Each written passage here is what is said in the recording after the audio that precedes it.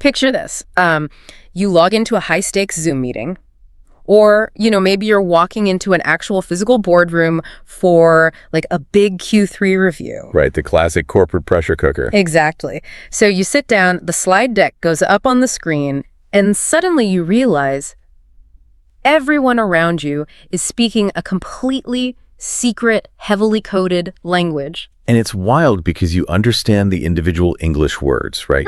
Like, you know what a block is, you know what chopping means. Yeah, I know what blast is, I know what taps are. But, like, when you jam these words together and throw them across a conference table, the hidden meanings they leave you feeling completely out of the loop. It induces this very specific, very isolating kind of professional vertigo. Professional vertigo, I love that, because you're physically in the room, but you are definitely not, like, in the conversation. No, you're really not. It's that sudden realization that possessing a vocabulary and, actually communicating are two entirely different things. You find yourself just sitting there, translating the literal definitions in your head, while everyone else at the table is trading in an entirely different currency. And it's not a currency of definitions. It's culture. It's implied urgency, hidden power dynamics, office politics. Exactly. And if you can't trade in that specific currency, you effectively become invisible in that room, regardless of your actual confidence, which is terrifying. It is. And that invisible architecture is exactly what we are decoding in today's deep dive. I'm super excited for this one. Me too. So we're looking at this fascinating breakdown from the show Pod Zone, and they do this whole thing on mastering the language of business idioms. Right. They constructed this highly pressurized, simulated corporate scenario. Yeah, it's basically a role play. But it's specifically designed to showcase advanced business English, not as like a sterile vocabulary list you'd get in a textbook, but in its natural, highly volatile habitat. Which is really the only way to understand it. Exactly. Our mission today is to analyze how these specific metaphors and idioms actually dictate who holds the power, how they convey the just crushing weight of workplace stress, and ultimately, how mastering them determines who gets promoted and who gets left behind. Because the language we use, it doesn't just describe the reality of the workplace, it actively shapes it. Yes. By unpacking the specific phrases used in this simulation, we can start to see the structural mechanics of the modern business world. We can observe how risk is managed, how ambition is expressed. How people fight without actually throwing punches. Right, how institutional friction is negotiated. So mastering these phrases isn't just an academic exercise so you can sound more intelligent. It's about deeply understanding the underlying cultural operating system of modern business. Okay, so to understand that operating system, we really have to look at the massive fundamental shift in the type of English required for professional survival once you move from the classroom to the boardroom. It's a steep learning curve. The source material draws a very hard line between the language used for the daily grind-like basic phrasal verbs, descriptive language, and what it calls the beast of the corporate arena. The beast. I mean, basic functional English might help you survive a quiet Tuesday afternoon, but it simply won't cut it if your goal is like leadership or getting a promotion.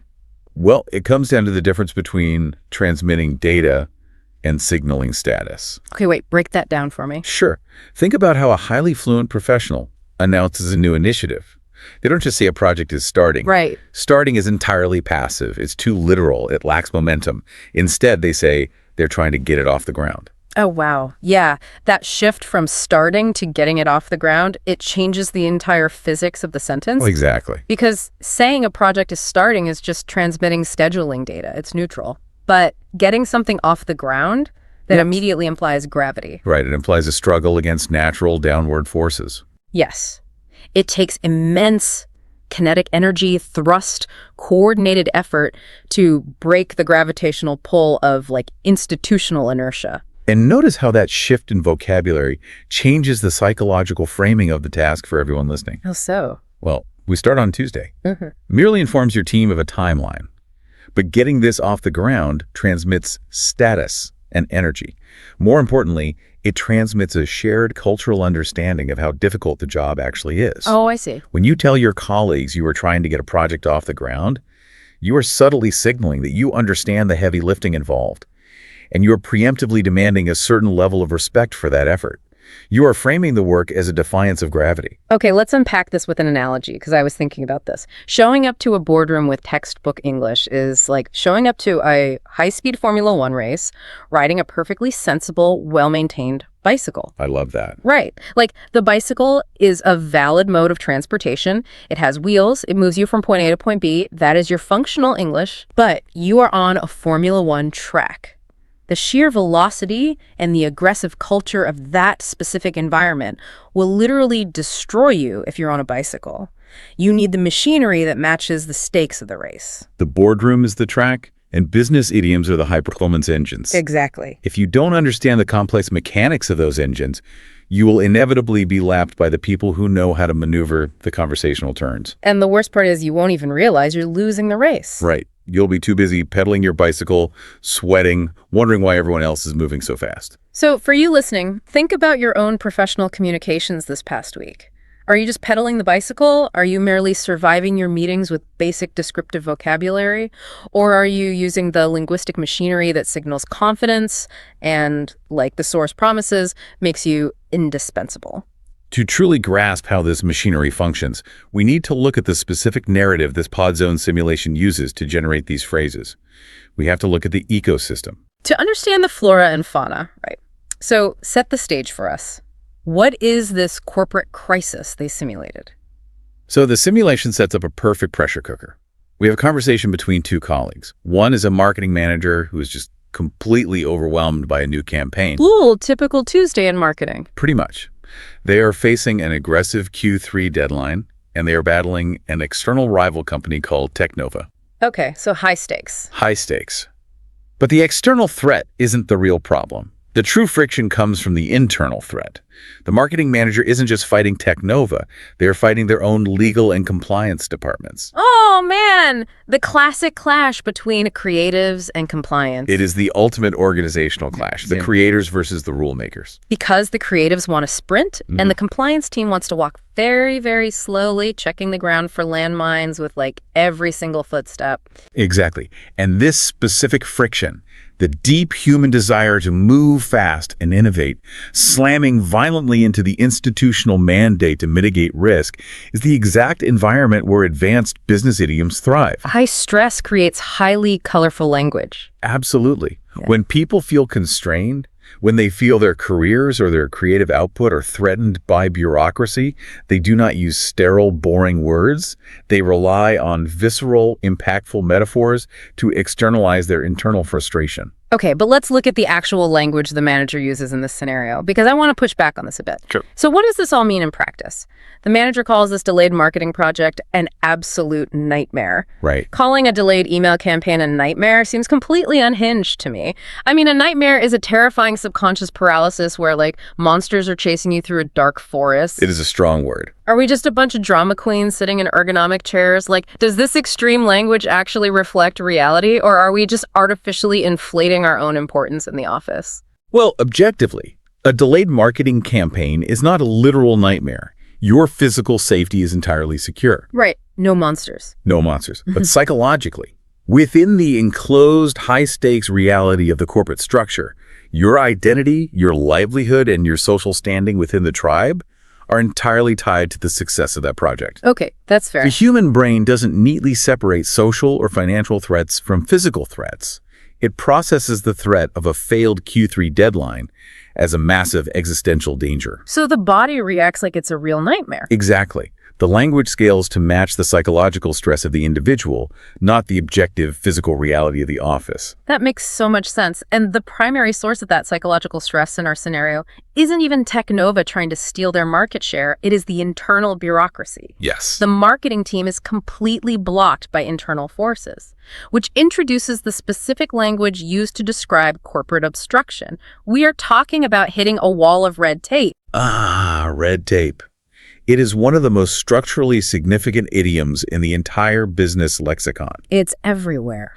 It refers to the excessive labyrinthine rules, procedures, and bureaucratic approvals that prevent things from getting done with any sort of agility. The simulation actually uses a great example of a company wanting to open a branch in Europe, but being totally paralyzed by the red tape of international laws and internal compliance checks. And the source describes dealing with this as soul-crushing. It slows momentum down to a crawl. And to understand the power of this phrase, consider its historical mechanism. Red tape isn't just a colorful phrase. It originally referred to the literal, physical red ribbons used by government administrations, particularly in the 16th and 17th centuries, to bind legal and official documents together. Wait, really? Actual red tape? Actual red tape. To access the information, to get an approval, to move the machinery of the state forward, you literally had to cut through a tangled knot of physical red tape. That is a brilliant metaphor because the mechanism of tape is so tangible. Like, if I try to imagine running a marathon, but the course officials have completely tangled my legs in miles and miles of sticky red adhesive tape, You're not going to win that race. I can instantly feel the exhaustion. I can feel the profound frustration of expending massive amounts of kinetic energy just to take a single microscopic step forward. Exactly. And that is exactly what it feels like to argue with a compliance department for 3 weeks over the phrasing of a single social media post. You are burning energy, but you are not moving. And look at how the compliance department defends themselves in this linguistic Cold War. Oh, this is fascinating. The marketing manager complains that the legal team stubbornly insists on doing everything strictly by the book. 3 simple words. By the book. But they act like an impenetrable fortress. Because the book represents the defensive architecture of the institution. It is the ultimate vocabulary of risk mitigation. Right. They aren't just making it up to be mean. Exactly. The book, in this idiom, is the established set of rules, the historical precedent, the legally safe path. When a lawyer or a compliance officer says we must do it by the book, they are effectively wrapping themselves in the armor of institutional authority. They are removing their personal agency from the conflict. Yes, they are saying, I am not being difficult. I am not your enemy. I am merely a humble servant of the rules. It makes them impossible to attack directly. But I have to ask, is doing things by the book inherently a negative, obstructive thing? Because, I mean, without the book, without the legal department checking for landmines, the marketing team might accidentally launch a campaign that gets the entire company sued into oblivion. Oh, absolutely. The book is what keeps the building from burning down, isn't it? It is, and that tension is exactly why business English is so dependent on perspective. Okay, say more about that. To the marketing manager desperately trying to hit a Q3 deadline, by the book is a weapon used to kill their momentum. It's an anchor. But to the lawyer, whose entire job is to protect the company from liability, by the book is a shield. The language itself is neutral, but the emotional charge of the idiom depends entirely on which side of the conference table you are sitting on. It perfectly highlights how different factions within the same organization use language to wage a constant low-level turf war over strategy and risk. That is so true. Okay, so if the legal department represents the brakes in this turf war, the marketing department absolutely represents the accelerator. Definitely. And what happens when a team tries to force innovation past the legal brakes? The vocabulary shifts dramatically, right? It moves from the defensive institutional language of the book to highly offensive, aggressive language. They say they want to push the envelope. They need to be ahead of the curve. Because they are terrified the competitor is going to corner the market. Let's dig into that. Let's analyze the mechanics of pushing the envelope. What's fascinating here is that it has a genuinely incredible origin that perfectly illustrates the psychological compensation happening in corporate environments. Okay, I love a good origin story. So the phrase comes directly from aeronautics and test piloting. The envelope isn't a paper envelope for a letter.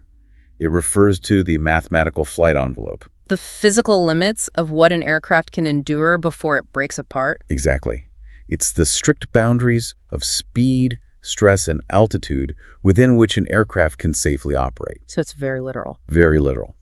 When a test pilot pushes the envelope, they are deliberately flying the aircraft to the absolute bleeding edge of its structural integrity to see what it can handle. If they push too far outside the envelope, the wings might rip off. The plane might disintegrate midair. It is a literal life or death endeavor. Here's where it gets really interesting. Think about the wild juxtaposition happening here. Right. You have a marketing manager. They're sitting in a temperature-controlled office, probably drinking an iced oat milk latte, furiously typing on a laptop, entirely safe from any physical harm whatsoever. Very safe. And yet, the language they instinctively reach for to describe their email campaign is the exact same adrenaline-fueled life-or-death language used by a test pilot pulling 8 Gs in an experimental fighter jet over the Mojave Desert. It borders on the absurd. It's completely absurd. It is absurd on its face, but it serves a vital psychological function for the worker. By borrowing the vocabulary of test pilots, the corporate worker elevates the mundane reality of their daily tasks into something heroic. Oh, I see. It frames business innovation like launching the Apple iPhone, which is the modern example the source uses, not just as a financial strategy to increase shareholder value, but as an act of immense personal bravery. Wow. So when the manager declares they need to push the envelope, they are casting themselves as the daring pilot pushing humanity forward. Exactly. And simultaneously, they are casting the legal department as the overly cautious, cowardly ground control, trying to keep them tethered to the boring, safe earth. It's narrative control through language. That is wild. And the fear driving this test pilot behavior, the reason they feel compelled to risk tearing the wings off the project is the competition. Technova. Right, Technova. The manager is terrified that if they don't launch, Technova will corner the market. That's another incredibly aggressive spatial metaphor. It really is. You are physically trapping the consumer in a corner where they have no room to maneuver, no choice but to buy from the competitor. It's predatory language. It's basically saying, if we don't trap them, our enemy will trap them. Yes, and if that predatory scenario comes to pass, if Technova corners the market, and our marketing manager fails to get their project off the ground because they were tangled in red tape, the consequences are described in incredibly brutal terms. Which brings us to how corporate English handles high-stakes, visceral threats, and absolute failure.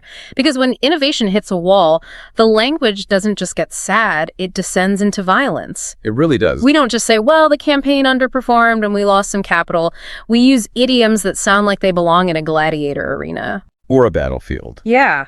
We talk about budgets being on the chopping block, we talk about people being tempted to throw in the towel, and the deep, paralyzing anxiety of deciding to drop the ball when your personal reputation is on the line. If we connect this to the bigger picture, let's dissect the imagery of on the chopping block. Please. The deep dive source explicitly defines this as a situation where a project, a budget, or a person's actual employment is in severe danger of being terminated or cut. If Q3 revenues are down, the marketing budget goes on the chopping block. But look at the mechanism of that metaphor. A chopping block isn't a spreadsheet. It's the literal block of wood where a prisoner in the Middle Ages would arrest their neck before the executioner brought down a heavy steel axe. It is a public, bloody, final execution. It's so visceral. The fact that medieval execution is the standard, widely accepted vocabulary for reducing a departmental budget, it reveals how precarious and fundamentally threatening modern corporate jobs feel to the people holding them. You aren't just getting your budget reduced, your project is being publicly beheaded in front of the rest of the company. But why do we do this to ourselves, I have to ask? Why do we voluntarily use medieval execution metaphors for something as mathematically dry as moving numbers around on a balance sheet? That's the real question. Are we artificially inflating our own workplace anxiety? Because if a manager just walked into a room and said, the budget is being reduced by 10% due to market conditions, maybe everyone wouldn't be losing sleep. Probably not. But because the manager says our entire department is on the chopping block, our nervous systems actually process that as an impending physical attack. We flood our bodies with cortisol because of the words we choose. You're touching on something profound here. Language is generative. It doesn't just describe our emotional reality, it generates it. Wow. By routinely using the language of execution or the language of throwing in the towel, which, remember, comes from boxing, a literal fist fight where a bloodied combatant surrenders to avoid further physical damage. Right, the coach literally throws a towel into the ring to save their fighter's life. Exactly. By using this language, we are constantly signaling to our subconscious that the office is a war zone. We are creating our own physiological stress through the idioms we adopt. So why not just stop using them? Why not just use calm, literal words? If it's making us so stressed, why not just say, we have a 10% deficit? Because within the tribal culture of the boardroom, if you don't use this heavy-hitting language, your colleagues will assume you don't understand the gravity of the financial situation. Oh, so you have to perform the panic. Yes. If you calmly say, our budget is being reduced, The executives will look at you and think, they don't get it. They aren't taking this seriously. You have to speak the language of panic to prove you are engaged in the fight. You have to bleed a little bit, linguistically speaking, to show you care. That is so messed up, but so true. It is. But pure panic isn't a strategy, right? You can't just stare at the chopping block forever. Eventually the axe falls or you move out of the way. Right, you have to do something. In the simulation, the manager has to actually resolve the crisis with legal and get the campaign out the door. This forces a pivot. The pivot to action. Yes, they have to transition away from the language of emotional drama and deploy a specific set of idioms designed to strip away the drama and force a concrete resolution. To survive the crisis, the manager must bite the bullet. They must get down to brass tacks. They must refuse to cut corners, and they must clearly articulate what they bring to the table. Which in this case is the projected ROI, the return on investment. Exactly. Let's focus on the mechanics of getting down to brass tacks. The source defines this as stopping the superficial small talk, stripping away the emotional complaints, and discussing the most important structural facts of a situation, like cost. So where does brass tacks even come from? Well, historically, there are a few theories, but the most illustrative one comes from the upholstery business. Upholstery, like furniture. Like furniture. If you are rebuilding a chair, you have to strip away all the decorative fabric, the padding, the superficial layers, until you get down to the structural frame. And that frame was held together by heavy brass tacks. Oh, I see. You have to expose the foundation to see what you were actually working with. That makes perfect sense.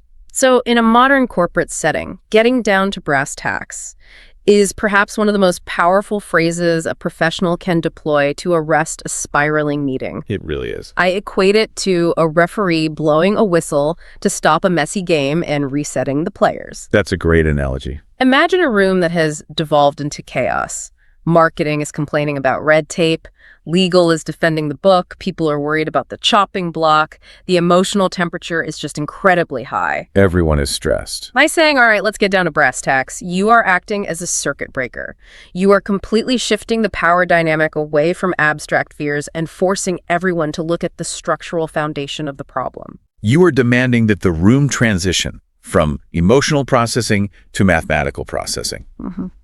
And what is the ultimate brass tack in a corporate environment? The numbers. It's the data. It's the ROI. So if you walk into the legal department and say, we really need to push the envelope because this campaign is a brilliant, creative idea, they will wrap you in red tape so fast your head will spin. Oh, absolutely. Creativity is a risk, and legal destroys risk. But how does bringing concrete ROI to the table fundamentally change how you are perceived by strict departments like legal? Because you have fundamentally altered the risk-to-reward ratio. The legal department only cares about liability. The marketing department only cares about visibility. Right. Money is the only language that bridges that gap. By bringing concrete ROI to the table, and just imagine physically placing stacks of future revenue on the conference table, the legal department is now forced to weigh the theoretical risk of breaking a minor rule against the massive tangible financial reward of the project. You transform yourself from a reckless envelope-pushing creative into a cold, strategic business partner. Precisely. You speak their structural language. But here's the uncomfortable reality of the corporate world. Wow. What happens when the data isn't enough? Right. What happens when you strip away the padding, you expose the brass tacks, you present a flawless ROI projection, and the institutional inertia is so strong that the legal department still refuses to budge. They look at your data and say, no, we are doing it by the book. That is where things get really interesting. When formal, data-driven negotiation fails, professionals inevitably turn to the shadow structure of the organization. The dark arts. The dark arts. The polite facade of corporate meritocracy crumbles, and we enter the realm of secret influence and office politics. The source simulation introduces these incredible side characters that perfectly illustrate this shadow structure. First, you have Sarah, who is brought into a meeting specifically to play devil's advocate. Which is such a common role. Her entire job is to sit there and aggressively poke holes in her own team's arguments before the legal department can do it. She adopts the persona of the enemy to test the structural integrity of their ideas. But the true wildcard in this scenario is David. David. David is the CEO. And crucially, David just happens to be the marketing manager's weekend golf buddy. This introduces a massive, ethically murky dilemma. because the manager's colleague suggests that since legal won't approve the project based on the data, the manager might need to go over their heads, meaning completely bypassing the formal chain of command and pull a few strings with the CEO on the golf course. Let's analyze the profound implications of pulling strings. It means using personal influence, often in secret, to bypass the official rules and get what you want. The imagery the source uses is unmistakable. It compares the person leveraging the influence to a puppeteer pulling strings. Okay, let's zero in on that puppeteer imagery. Because if there is a puppeteer pulling strings, there has to be a puppet attached to the other end of them, right? Yeah. So, if the marketing manager casually mentions the campaign to the CEO on the ninth hole, and the CEO later makes a phone call that forces legal to approve the project, who is the puppet? Is the CEO the puppet being manipulated by a friendly game of golf? Or is the legal department the puppet, suddenly finding their arms and legs moving against their will, forced to approve a project they hate because an invisible order came down from the heavens? This raises an important question about meritocracy, doesn't it? And to answer your question, it is absolutely the legal department who becomes the puppet. Right. And that is what makes this idiom so subversive. The formal hierarchy, the legal department doing things strictly by the book, is rendered completely powerless by the informal hierarchy of the golf course. The book is suddenly irrelevant. Completely irrelevant. This shatters the myth that businesses are rational environments governed by data, brass tacks, and ROI. Pulling strings openly acknowledges the uncomfortable truth that personal relationships, back-channel conversations, and secret leverage can override the official corporate governance at any given moment. The manager in the simulation actually hesitates to do this.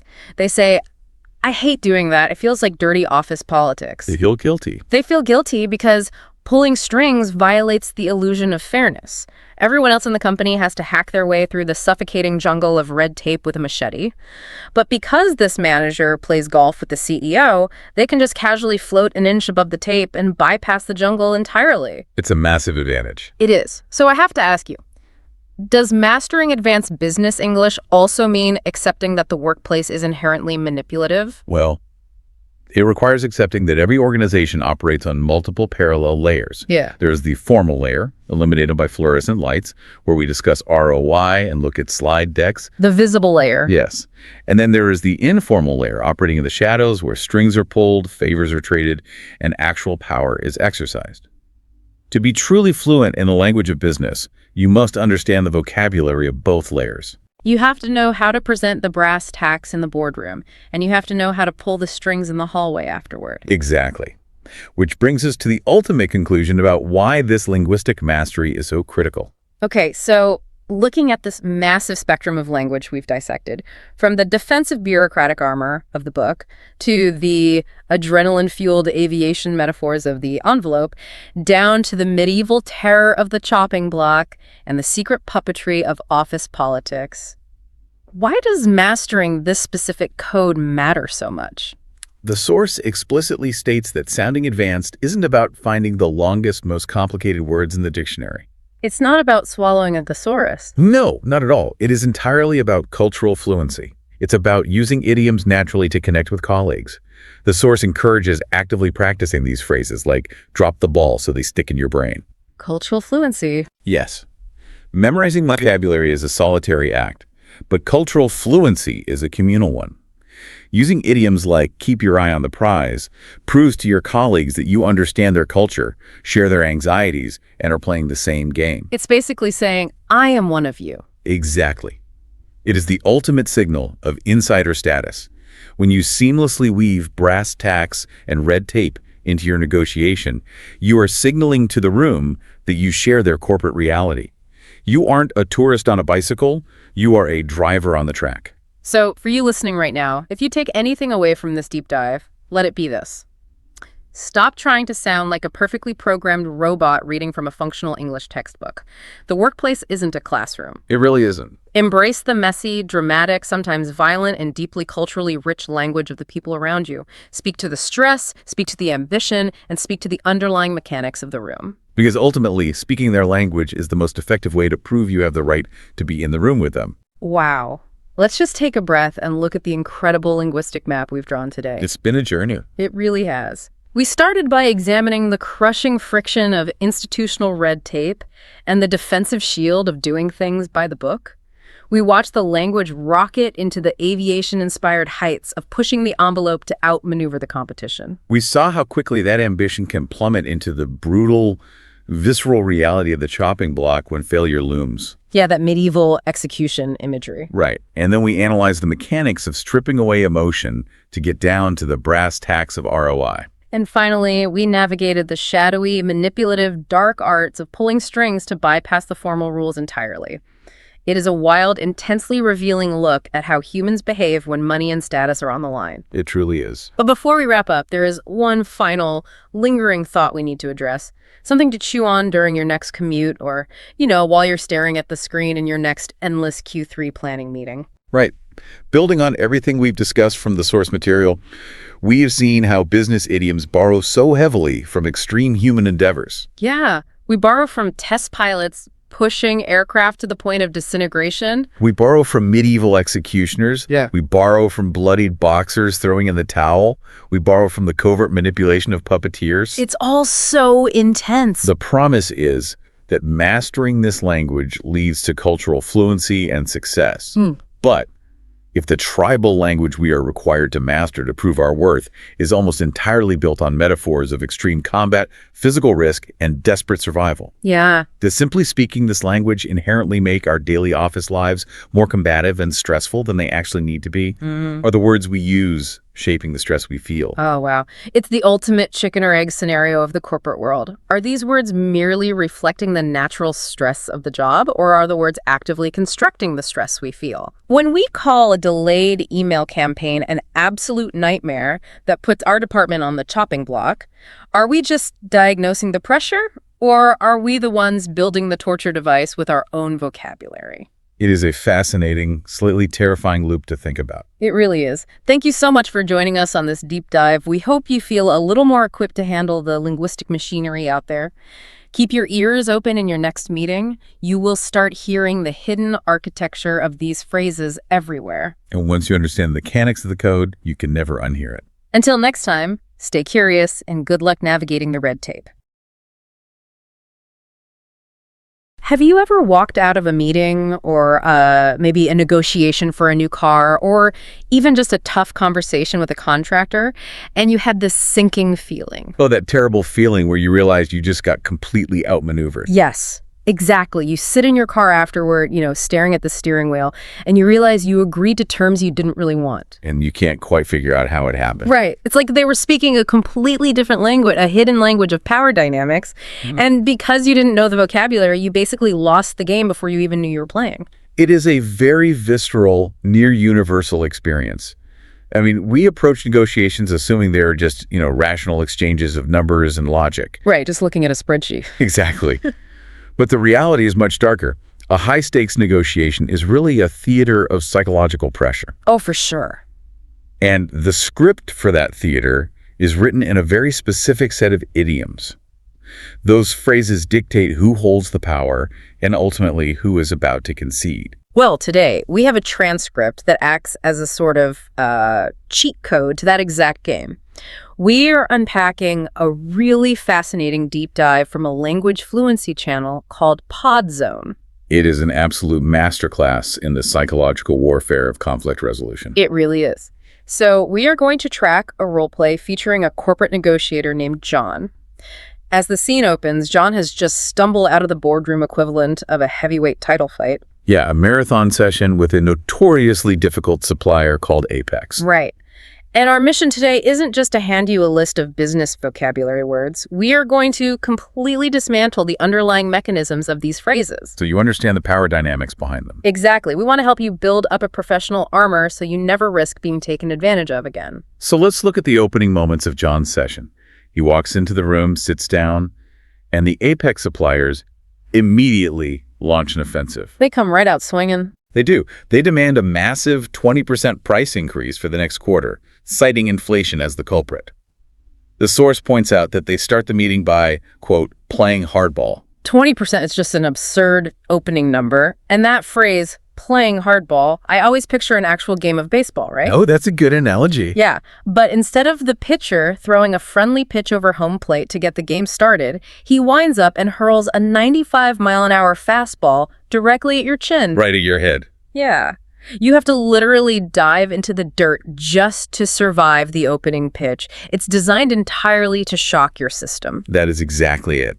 The tactical application of playing hardball is about stripping away any expectation of sympathy or mutual benefit. You're just acting ruthlessly to establish dominance. Precisely. The source material brings up the example of a labor union going on strike. They refuse to return to work until every single one of their demands is met. Right, there's no nuance in that posture at all. No, it is a complete blockade. So the question we have to ask is why Apex would choose to start a vital supplier negotiation this way? Because my initial thought is that, throwing a fastball at someone's chin right out of the gate is a great way to just blow up the deal entirely. It seems wildly reckless. It really does. It feels like you just alienate the other party immediately. It does carry an enormous risk of alienating them, yes. But it relies on a psychological mechanism known as anchoring, specifically violent anchoring. Okay, violent anchoring. Walk us through that. Well, by demanding an outrageous 20% increase, Apex shifts the entire center of gravity in the room. They don't actually expect to get 20%. Oh, they know they won't get it. Right. But by starting with an astronomical number, they alter John's perception of reality. Ah, I see. Suddenly, a 10 or 12% increase, which would have seemed completely absurd to John the day before, begins to look like a reasonable, relieving compromise. Right. To a negotiator who has just been shell-shocked, they are trying to make the unacceptable feel like a victory. Exactly. So when someone throws that metaphorical hardball at your head, your biological instinct is fight or flight. You either scramble backward and run away, or you brace yourself, dig your cleats in, and fight back. And John clearly chooses to dig his cleats in. He does, which triggers the standoff phase of this boardroom drama. Right, he attempts a countermaneuver. John tries to meet them halfway, offering a 7% increase, but he attaches a condition. He wants a longer contract. Yes, he introduces a variable to create some flexibility. But Richard, the lead negotiator for Apex, refuses to entertain it. He just shuts it down. Completely. Richard threatens to walk away from the partnership entirely, preferring to burn the bridge rather than accept 7%. Wow. In the language of the boardroom, Richard stuck to his guns. Okay, let's hold on that phrase for a second. Sticking to your guns. It brings up this really vivid imagery of a soldier refusing to abandon their post in a trench, while absolute chaos erupts all around them. That's the literal origin, yeah. The source material talks about a CEO who faces incredibly heavy criticism from the press, but sticks to his guns and launches a controversial product anyway. So the mechanism there is a total refusal to alter your plans or opinions despite overwhelming external pressure. Exactly. You are telegraphing absolute, unshakable conviction in your position. But, I want to push back on the idea that this is inherently a good strategy. Okay, how so? Is sticking to your guns always a sign of strength and leadership, like that CEO? Because I'm thinking about Richard threatening to walk away from a major client. Right, that's a massive risk. Yeah. Sometimes sticking to your guns just sounds like a polite way to describe blind, ego-driven stubbornness that ends up ruining a perfectly good deal. That happens quite often, actually. I think of it less like a brave soldier and more like a game of chicken. Two cars driving head-on at 100 miles an hour. If neither driver swerves, nobody wins. The deal just dies in a fiery crash. Your skepticism is entirely warranted here. Richard assumes he is projecting ultimate strength. He believes that by refusing to swerve, John will panic and capitulate. Out of fear of losing his main supplier. Exactly. But Richard commits a fatal error in his execution. He is playing the part of the unyielding commander, but his supporting cast is broadcasting a completely different story. Oh, the nonverbal clues. This part was fascinating. John's reaction here is phenomenal. He doesn't panic. He stays completely calm. And he also manages to hide his own vulnerabilities, specifically that his company is currently under a strict budget freeze. He doesn't let that show at all. Right. Instead of reacting to Richard's aggressive posturing, John looks past Richard and focuses on the vice president sitting next to him. And the VP is sweating. Yes. When Richard threatens to burn the bridge and walk away, the VP looks visibly terrified. John realizes the verbal aggression is a facade because it directly contradicts the physical reality of the room. So sticking to your guns is only an effective tactic if you actually have the ammunition to back it up. Meaning, you have to truly be willing to walk away. The VP's nervousness telegraphs that Apex is actually desperate to keep the account. Spotting that crack in the armor changes everything. It's like realizing the big, scary, floating wizard head is just a guy pulling levers behind a curtain. That's exactly what it is. And because John sees the man behind the curtain, he has the opening to execute what has to be the most exhilarating but also the most dangerous maneuver in a negotiator's playbook. He seizes the leverage. Armed with the observation that the VP is terrified of losing the business, John physically packs up his folder. Such a power move. It is. He closes it, stands up from the table, and issues a final ultimatum. He tells Apex they can accept a 10% increase, or he starts tendering offers to their direct competitors by Friday. Wow. He calls their bluff. This comes straight from poker. You are sitting across the green felt, and the other player pushes all their chips into the center of the table. Projecting supreme, unshakable confidence. Right, they desperately want you to believe they're holding 4 aces. But you look at them, you look at the board, and you calculate the odds. You decide, I don't think you have the cards. I think you're holding a pair of 2s. So you push your chips into match. Exactly. You call the bluff, forcing them to turn their cards over and show the world what they actually have. Applying that poker mechanic to business requires immense emotional regulation. Calling a bluff works because it forces an opponent's hypothetical threat into present reality. It makes it real right then and there. Yes. You are challenging them to carry out their threat because you genuinely believe they lack the capacity or the will to do it. You force them to pay the immediate cost of their aggressive posturing. You know, the source material gives a workplace example of this that gave me intense secondhand anxiety. Oh, the employee resignation one. Yes. Think about an employee who marches into their manager's office and threatens to quit unless they get a massive raise. The employee is trying to use their absence as leverage, assuming the manager can't afford to lose them. But the manager looks at them calmly and says, okay, I accept your resignation. The psychological whiplash in that moment is profound.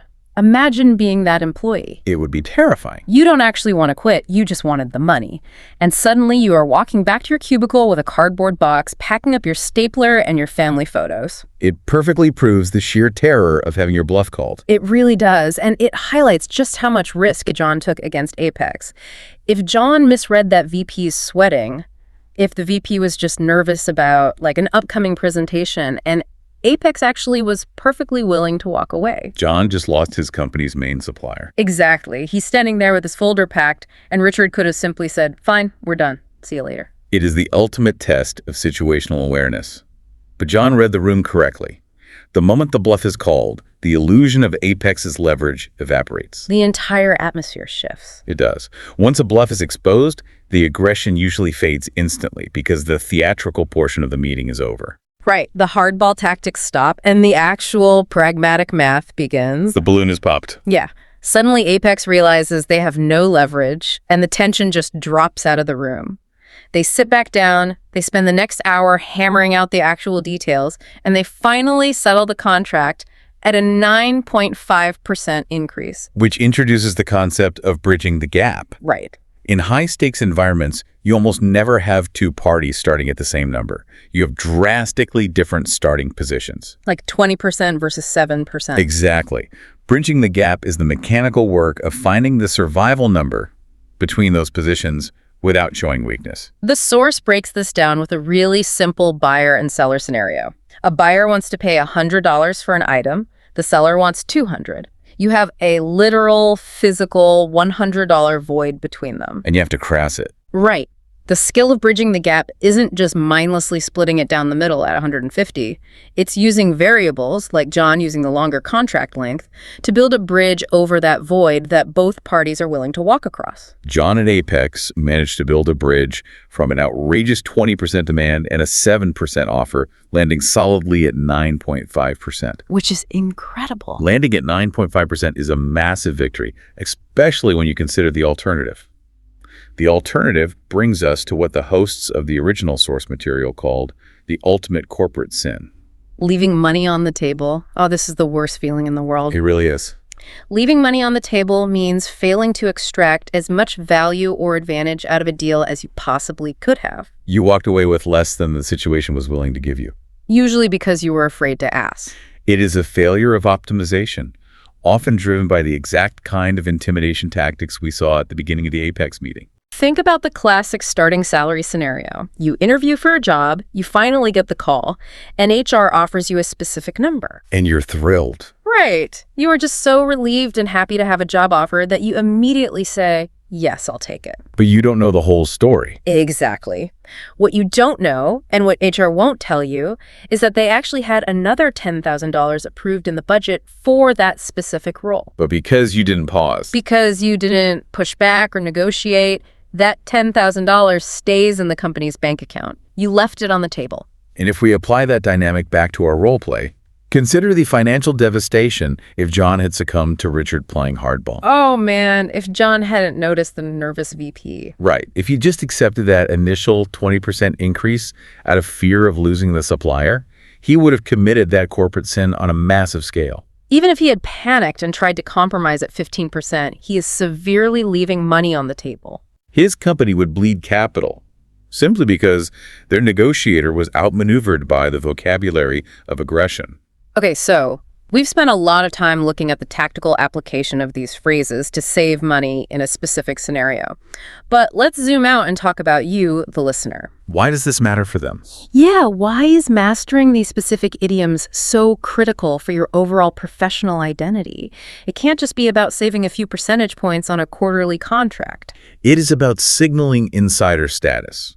When you deploy phrases like playing hardball or calling a bluff fluidly, you alter the perception of everyone else in the room. You sound like you belong there. Exactly. You signal an advanced level of fluency that the source material refers to as C2 level authority. Oh, wait, C2 level, for those who might not know the academic linguistic scales, that means total, native-like, unquestionable mastery of a language, right? Correct. But in this context, it goes way beyond grammatical mastery. When you use this vocabulary naturally under pressure, you are telling the room that you don't just speak English, you speak business. No, I love that. You understand the unwritten rules of the game. You are claiming your seat at the table and forcing the other players to respect your presence. You are claiming your seat. That is so powerful. But the source material leaves us with a critical rule regarding this vocabulary. Passive listening is entirely insufficient. It won't work on its own. Right. Yeah. You can listen to deep dives all day. You can nod along and understand what someone means when they say bridging the gap. But until you actually put the words in your own mouth and produce the language under pressure, it doesn't become armor. Fluency requires friction. You have to actively deploy these concepts in your own environment. So the source material puts out a challenge, and I want to pass that directly to you, the listener. Think of a time in your life when you had to stick to your guns. It could be at work, navigating a tricky group dynamic at school, or even establishing a firm boundary in your personal life. Right. Think about a project manager whose entire team is pushing to launch a new app early to meet a deadline, but the manager knows the code is full of bugs. They're feeling that pressure. Yeah. That manager has to stick to their guns, absorb the anger and frustration of the team, and delay the launch by a week to ensure the product doesn't crash on day one. Mapping these idioms onto your own lived experiences is how you transition them from abstract concepts into active tools in your cognitive toolkit. You have to visualize yourself in the trenches. Okay, let's recap the journey we took today. We started by surviving a brutal opening salvo, analyzing the violent anchoring technique of a supplier playing hardball just to shock the system. A very common tactic. We then moved into the standoff, debating the fine line between standing strong and sticking to your guns versus when you are just driving blindly into a crash. Which is where the nonverbal cues came in. Exactly. We broke down the absolute necessity of reading those nonverbal clues, spotting the sweating VP so you can execute the high-stakes maneuver of calling a bluff. And finally, we explored how the tension breaks. Right, allowing you to bridge the gap and ensure you never commit the cardinal sin of leaving money on the table. It provides a very robust framework for navigating professional conflict. To the listener, keeping these phrases, and more importantly, the psychological mechanics behind them, in your back pocket is essential. It really is your armor. It is your defense against intimidation.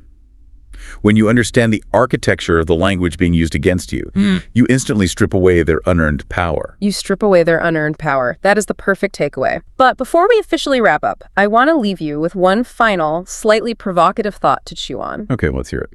We've spent this entire deep dive talking about how mastering these negotiation idioms gives you power because it signals to the room that you are an insider. You know how to play the corporate game. But consider the exact opposite approach. Making the opposite approach. Where does that lead? Think about it.